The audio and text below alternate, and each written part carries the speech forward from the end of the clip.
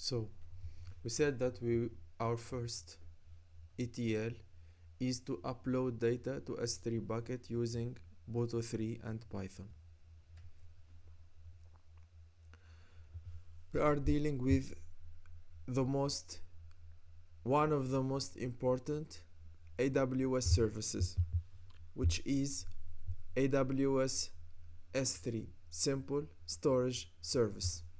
Amazon Simple Storage Service is a scalable object storage service offered by Amazon Web Services. It is designed to store and retrieve any amount of data from anywhere on the web. It is scalable. It's highly scalable, allowing users to store and retrieve virtually unlimited amounts of data. It is secure. It provides several security features to protect data stored in the services. Also, it has durability and reliability, meaning that data stored in S3 is highly resilient and protected against hardware failures, errors, and outages. It is flexible. It supports a variety of storage classes to meet different performance, availability, and cost requirements, and also it integrates easily with other AWS services and third-party tools. It can be used as a data lake for analytics, a content delivery platform for static website hosting, a backup and archival solution, and a storage backend for cloud-native applications. Also, it is cost-effective. So, when we will work with S3 buckets, we will use the AWS Management Console. It is user-friendly. You typically go through a few steps to configure the bucket properties. If you want to create AWS S3 bucket using the AWS Management Console, you will set some properties manually. These are the sections you may encounter in the console. First, you will fill the bucket name. This is the first section where you specify the name of your S3 bucket. The bucket name must be unique across all AWS. If you set a name, it should be unique. No other buckets will have the same name. It should also be coherent to DNS naming conventions and cannot contain uppercase letters or underscores. It has not underscores or uppercase letters. It should be lowercase and not containing underscores. Also, one of the configure parameters is the region. You select the AWS region where you want to create the bucket. For example, for me, I'm in Portugal. I will create it in the Spain region, which is near to me. The region determines the geographical location of the data center where your bucket will be hosted.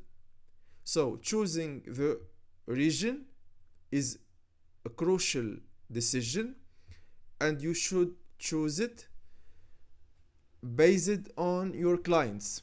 You should choose the region that is close to your users to minimize latency.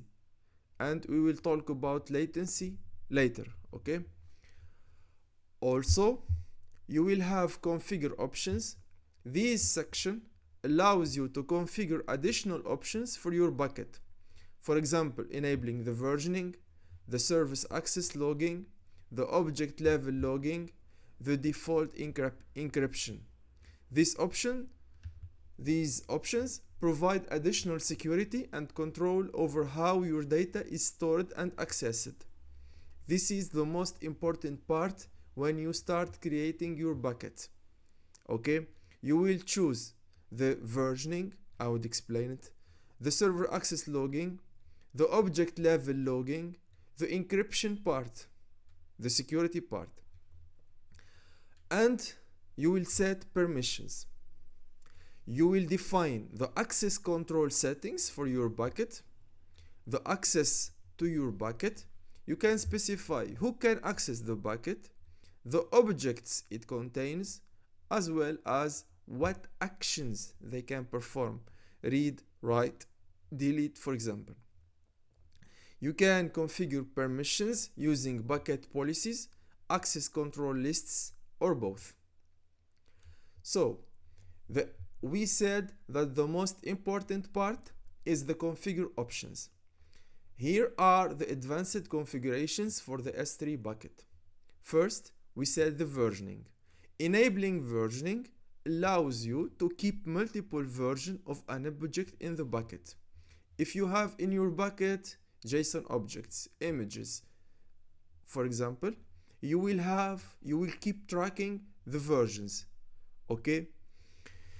This is helpful for data backup, data recovery, maintaining a version history of your files. So, with versioning enabled, when you check the versioning enabled option, you can retrieve previous versions of objects even after they have been overwritten or deleted. The server access logging allows you to track access requests made to your bucket. When enabled, S3 will automatically log all requests made to the bucket and store the logs in another S3 bucket of your choice. So you will track access requests that people made to your bucket. Okay, we will see either you will make it public or not public. For both, you will track access to find and S3 will automatically log all requests. So like that, you will monitor and analyze the access patterns, troubleshoot issues, and ensure compliance with security policies. Also, the object level logging. Object level logging provides detailed logs for each object stored in the bucket. This includes information such as when the object was accessed, by whom, which developer has accessed this object, from which IP address. Security is a crucial thing in the cloud. That's why dealing with sensitive data is very important. Object level logging enhances visibility into individual object activities and can be useful for auditing and compliance purposes. You see, compliance with security policies, compliance purposes. It's very important things. Last but not least, the default encryption. So, encryption is a crucial part. It allows you to specify how your objects in the bucket should be encrypted by default.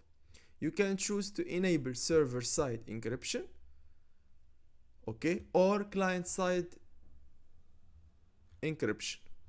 The server-side encryption should be with S3 Managed Keys, SSE S3, AWS Key Management Service KMS, or SSE KMS, or Customer Provided Keys SSEC.